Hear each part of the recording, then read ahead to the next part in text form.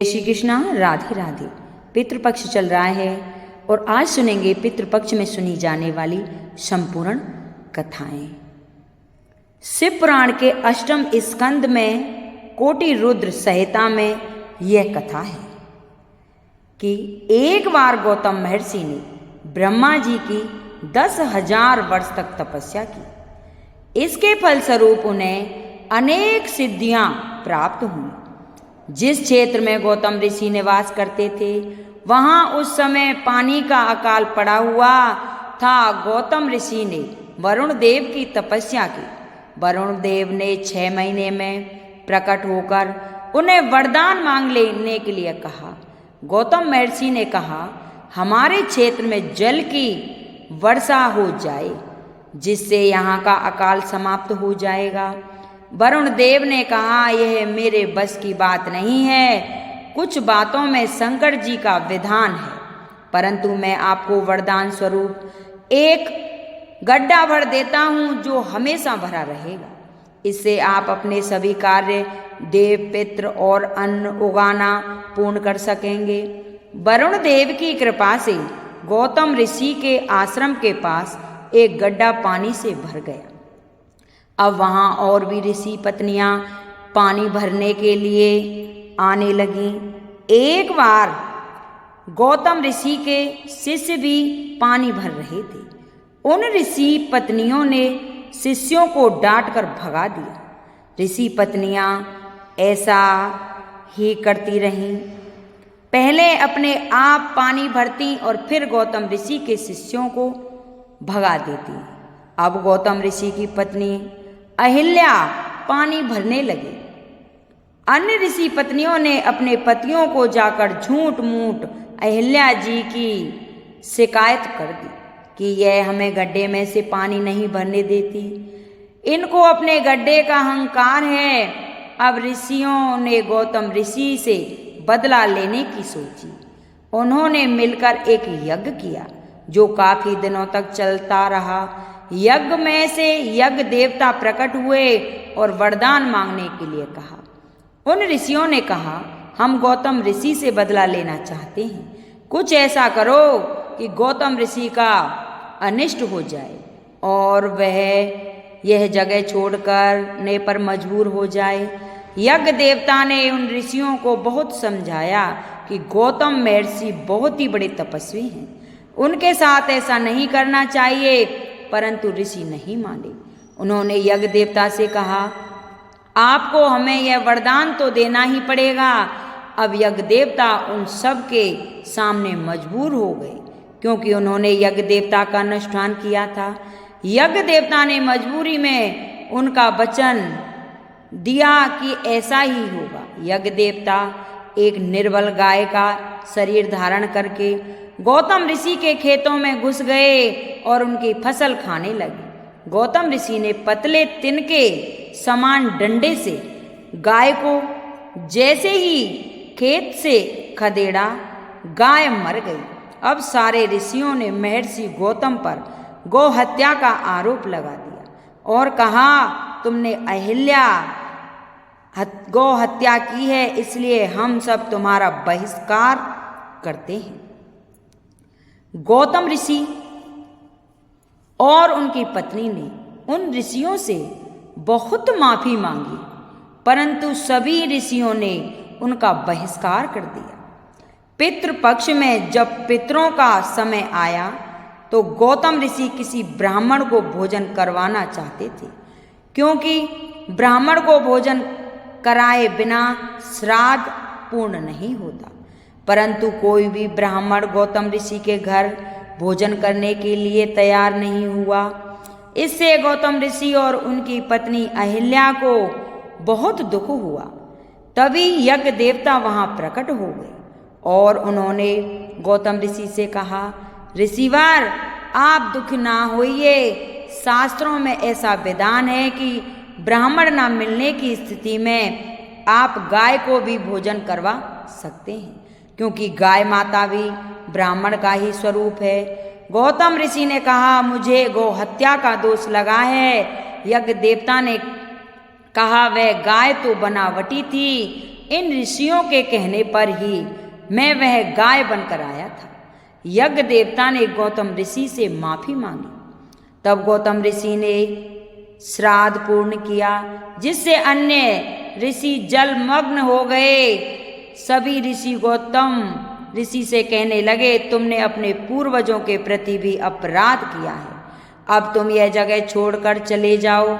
अगर तुम प्रायश्चित करना चाहते हो तो 1 कोस की दूरी पर ब्रह्मगिरि पर्वत है, तुम उसकी 3 बार परिक्रमा करो और गंगा जी को वहां तक लेकर आओ, तब तुम्हारे पितरों का उद्धार होगा। नहीं तो तुम कहीं कभी अपनी शक्ल मत दिखाना। उन ऋषियों ने उनका आश्रम और उनकी सारी जमीन छीन ली। अब गौतम ऋषि अपनी स्त्री अहिल्या के साथ ब्रह्मगिरि पर्वत पर रहने लगे। वह और उनकी पत्नी शंकर भगवान की आराधना करने लगी। उन्होंने 1 करोड़ पार्थिव शिवलिंग बनाए और उनकी तपस्या करते रहे। एक बार शंकर भगवान उनकी आराधना से प्रकट हो गए और वरदान मांगने को कहा। गौतम ऋषि ने कहा, प्रभु, यदि आप मुझ पर प्रसन्न हैं तो गंगा जी को यहाँ विराजमान कर दीजिए। शंकर भगवान जी ने कहा, गंगा जी को वहाँ प्रकट कर दिया। गंगा जी शंकर जी से कहने लगी, प्रभु, यदि आप पार्वती जी सहित यहाँ विराजमान होते हैं तो मैं यहीं रहूँगी, क्योंकि मुझे भी आपके सानिध्य की आवश्यकता है। अब प्रभु वहाँ त्र्यंबकेश्वर महादेव के रूप में विराजमान हो गए और वह गंगा गौतम गंगा कहलाने लगी। जब ऋषियों को यह बात पता चली, गौतम ऋषि ब्रह्मगिरि पर्वत पर गंगा जी को ले आए हैं, तो सभी गंगा जी के दर्शन करने आए, परंतु गंगा जी ने उनको दर्शन नहीं दिया, वह लुप्त हो गईं। तब गौतम ऋषि ने गंगा जी से प्रकट होने के लिए कहा। गंगा जी ने कहा, इन ऋषियों ने आपका अपराध किया है, इसलिए इनको से पूजन का कोई अधिकार नहीं है। परंतु गौतम ऋषि ने कहा, देवी, इन्हें माफ कर दो, क्योंकि इनके कारण ही मेरा भला हुआ है। मुझे आपके और शंकर भगवान के दर्शन प्राप्त हुए हैं और इनके कारण ही यह त्र्यंबकेश्वर महादेव की उत्पत्ति भी हुई है। त्र्यंबकेश्वर महादेव 3 शिवलिंग के रूप में हैं। ऐसा कहा जाता है कि यह ब्रह्मा, विष्णु और महेश हैं। बोलिए त्र्यंबकेश्वर महादेव की जय हो। अब आइए सुनते हैं पितृपक्ष की दूसरी कथा। पुराणों के अनुसार जोगे और भोगे 2 भाई थे। जोगे धनी था और भोगे निर्धन। दोनों में अत्यंत प्रेम था। जोगे की पत्नी को धन का घमंड था, लेकिन भोगे की पत्नी सरल हृदय की थी। पितृपक्ष के आने पर जोगे की पत्नी ने उससे पितरों का श्राद्ध करने के लिए कहा, तो जोगे इसे बेकार का काम समझकर टालने लगा। लेकिन उसकी पत्नी जानती थी कि यदि ऐसा नहीं किया तो लोग बातें बनाएंगे, साथ ही उसे अपने मायके वालों को दावत पर बुलाना और अपनी अमीरी दिखाने का यह सभी सही अवसर लगा। अंत में उसने कहा, आप मेरी परेशानी की वजह से ऐसा कह रहे हैं तो मैं सहायता के लिए भोगे की पत्नी को बुला लूंगी, दोनों मिलकर सारा काम कर लेंगे। फिर उन्होंने जोगे को अपने मायके न्योता देने के लिए भेजा। दूसरे दिन उसके बुलावे पर सुबह सवेरे ही भोगे की पत्नी आकर काम में लग गई। उसने भोजन तैयार किया, अनेक प्रकार के पकवान बनाए, फिर सभी काम खत्म कर अपने घर आ गई। उसे भी अपने घर पर पितरों का श्राद्ध तर्पण करना था। इस मौके पर जोगे की पत्नी ने उसे नहीं रोका और ना ही वह रुकी। दोपहर के समय पितर भूमि पर उतरे। जोगे भोगे के पितर पहले जोगे के यहाँ गए।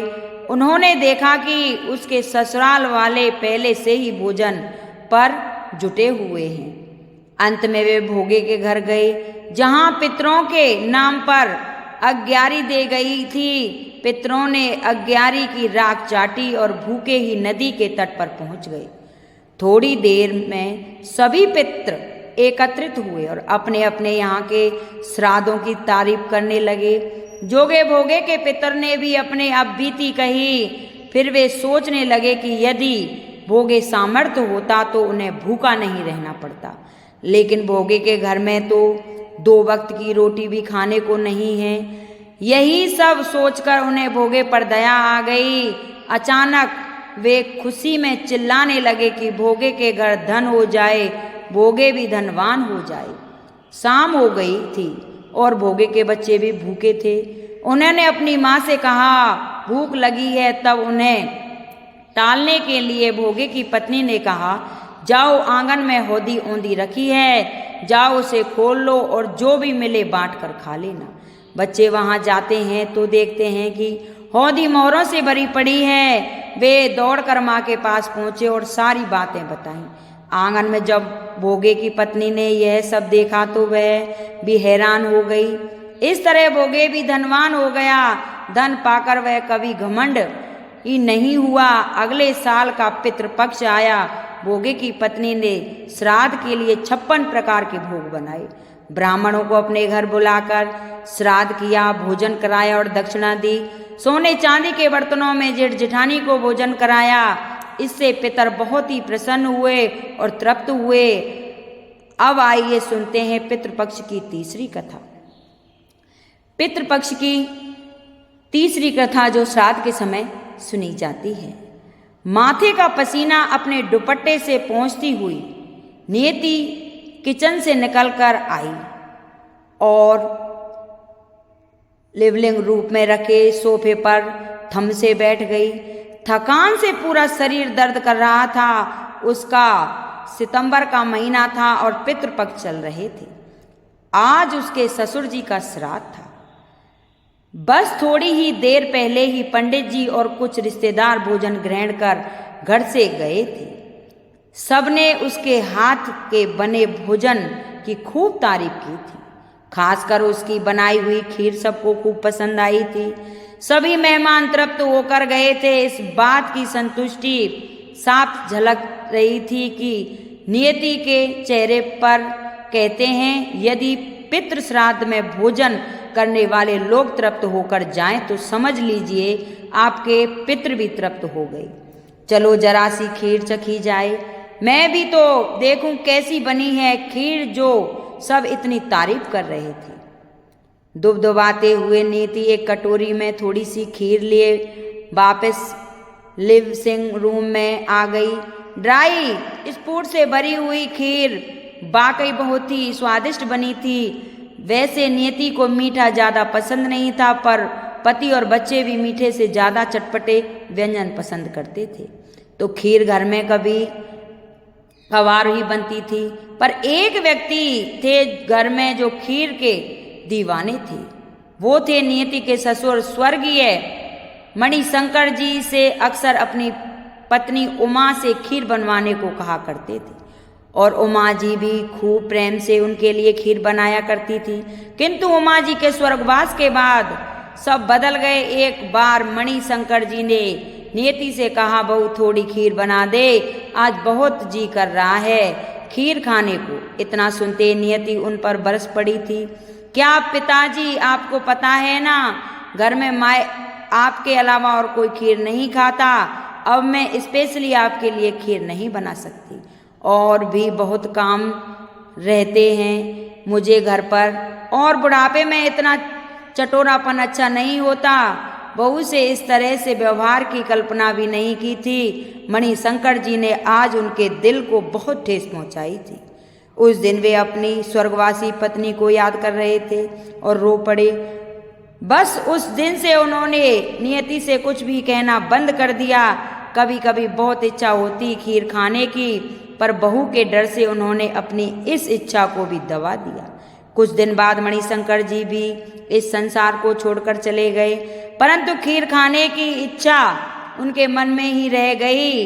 कहते हैं श्राद्ध में पितरों को का मनपसंद भोजन यदि पंडितों को खिला दें तो पितृदेव प्रसन्न हो जाते हैं। इसलिए जो आज नियति ने खीर बनाई थी, चलो आज बाबूजी की आत्मा को भी तृप्त मिल गई होगी। उनकी मनपसंद खीर जो बनाई थी, आज नियति मुस्कुराते हुए दुबदुबाई और बची हुई खीर खाने लगी। तभी उनके कानों में एक आवाज़ सुनाई दी, बहू थोड़ी खीर खिला दे, आज बहुत जी कर रहा है खीर खाने का। एक बार, दो बार, कई बार ये आवाज़ नियति के कानों में गूंजने लगी। ये सुन के ससुर जी की आवाज़ थी। नियति थर थर काँपने लगी।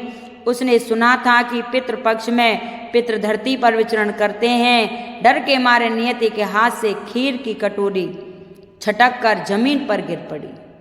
उसने दोनों हाथ अपने कानों पर रख लिए। उसे अपने ससुर जी से किए हुए दुर्व्यवहार याद आ रहे थे। अन्यासी उनके आंखों से पश्चाताप के अश्रुधारा फूट पड़ी। जब कमरे में एक अजीब सी शांति थी, सब कुछ एकदम शांत अशांत था, तो सब नियति का मन वो अब ये जान गई थी कि जो तृप्त आप एक मनुष्य को उसके जीते जी दे सकते हैं, वो तृप्ति आप उसके मरणोपरांत हजारों दान पुण्य या पूजा पाठ से कभी नहीं दे सकते।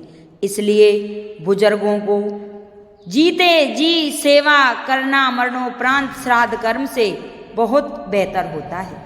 इसलिए अपने पितरों को कभी नाराज ना करें और उनकी मनपसंद चीज हमेशा उन्हें खिलाते रहें। आइए अब सुनते हैं पितृपक्ष में सुनी जाने वाली पितृपक्ष की चौथी कथा। एक नाथ जी महाराज श्राद्ध कर्म कर रहे थे। उनके यहाँ स्वादिष्ट व्यंजन बन रहे थे। भिखमंगे लोग उनके द्वार से गुजरे। उन्हें बड़ी ही लिज्जतदार खुशबू आई। वे आपस में चर्चा करने लगे, आज तो श्राद्ध है, खूब माल उड़ाएंगे। दूसरे ने कहा, यह भोजन तो पहले ब्राह्मणों को खिलाएंगे, अपने तो बचे कुचे झूठे टुकड़े ही मिलेंगे। एक नाथ जी ने सुन लिया। उन्होंने अपनी धर्मपत्नी गिरजाबाई से कहा, ब्राह्मणों को तो भरपेट बहुत लोग खिलाते हैं, इन लोगों में भी तो ब्रह्म आत्मा परमात्मा विराजमान है। उन्होंने कभी खानदानी ढंग से भरपेट स्वादिष्ट भोजन नहीं किया होगा। इन्हें को आज खिला दें, ब्राह्मणों के लिए दूसरा बना दूंगी, अभी तो समय है। गिरजाबाई बोली, हाँ हाँ पतिदेव, इनसे मैं संकोच से क्यों पूछते हो। गिरजाबाई मन ही मन सोचती है कि मेरी सेवा में जरूर कोई कमी होगी, तभी स्वामी को मुझे सेवा सौंपने में संकोच हो रही है। अगर स्वामी सेवक से संकुचित होकर कोई काम करवा रहे हैं तो यह सेवक के समर्पण में कभी कमी है। जैसे कोई अपने हाथ पैर से निश्चित होकर काम लेता है, ऐसे ही स्वामी सेवक से निश्चय होकर काम लेने लग जाए तो सेवक का परम कल्याण हो गया समझो। एक नाथ जी ने अपनी पत्नी से पूछा, तो इनको खिला दें। उन भिखमंगों में परमात्मा को देखने वाले दंपति ने उन्हें खिला दिया। इसके बाद नहा धोकर गिरजाबाई ने फिर से भोजन बनाना प्रारंभ कर दिया। तभी 10 ही बजे थे, मगर सारे गांव में खबर फैल गई कि जो भोजन ब्राह्मणों के लिए बना था वह भिखमंगों को खिला दिया गया। गिरजाबाई फिर से भोजन बना रही है। सब लोग अपने अपने विचार के होते हैं। तो उद्दंड ब्राह्मण थे, उन्होंने लोगों को भड़काया कि यह ब्राह्मणों का घोर अपमान है। श्राद्ध के लिए बनाए गए भोजन ऐसे मलेच्छ लोग को खिला दिया गया जो कि नहाए धोते नहीं हैं, मैले कपड़े पहनते हैं, शरीर में बदबू आती है, और हमारे लिए भोजन अब बनेगा, अब झूठन खाएंगे। पहले वे खा गए और बाद में हम खाएंगे, हम अपने इस अपमान का बदला लेंगे। तत्काल ब्राह्मणी की आपातकालीन बैठक बुलाई गई। पूरे गांव एक तरफ हो गया। निर्णय लिया गया कि एक नाथ जी के यहाँ श्राद्ध कर्म में कोई नहीं जाएगा। ब्राह्मणों ने कहा, अब भोजन करने कोई नहीं आएगा ताकि इनके पितर नरक में पड़े और इनका कुल बर्बाद हो जाए। एक नाथ जी के घर द्वार पर लपटधारी 2 ब्राह्मण युवक खड़े कर दिए गए। इधर गिरजाबाई ने भोजन तैयार कर दिया। एक नाथ जी ने देखा कि ये लोग किसी को आने नहीं देंगे तो क्या किया जाए। जो ब्राह्मण नहीं आ रहे थे उनकी 1-2 पीढ़ी में पिता पितामह दादा परदादा आदि जो भी थे, एकनाथ जी महाराज ने अपनी संकल्प शक्ति योग शक्ति का उपयोग करके उन सब का आह्वान किया। फिर क्या था, सब प्रकट हो गए और एकनाथ जी से बोले, क्या आ गया है महाराज? एकनाथ जी बोले, बैठिए ब्राह्मण देव, आप इसी गांव के ब्राह्मण हैं, आज मेरे यहाँ भोजन कीजिए। गांव के ब्राह्मणों के पितरों की पंक्ति बैठी भोजन करने। हस्त प्रक्षालय आचमन आदि पर गाए जाने वाले श्लोक से एकनाथ जी का आंगन गूंज उठा। जो दो ब्राह्मण लठ लेकर बाहर खड़े थे, वे आवाज सुनकर चौंके। उन्होंने सोचा, हमने तो किसी ब्राह्मण को अंदर जाने नहीं दिया। दरवाजे की दरार से भीतर देखा तो वे दंग रह गए। अंदर तो ब्राह्मणों की लंबी पंक्ति लगी है, भोजन हो रहा है। जब उन्होंने ध्यान से देखा तो पता चला कि अरे यह क्या, ये तो मेरे दादा हैं, वे मेरे नाना हैं, वे उसके परदादा। दोनों भागों गांव के ब्राह्मण को खबर करने उन्होंने कहा, हमारे और तुम्हारे बाप दादा परदादा नाना चाचा इत्यादि सब पितर लोक से उधर आ गए हैं, एकनाथ जी के आंगन में श्राद्ध कर्म का भोजन पा रहे हैं।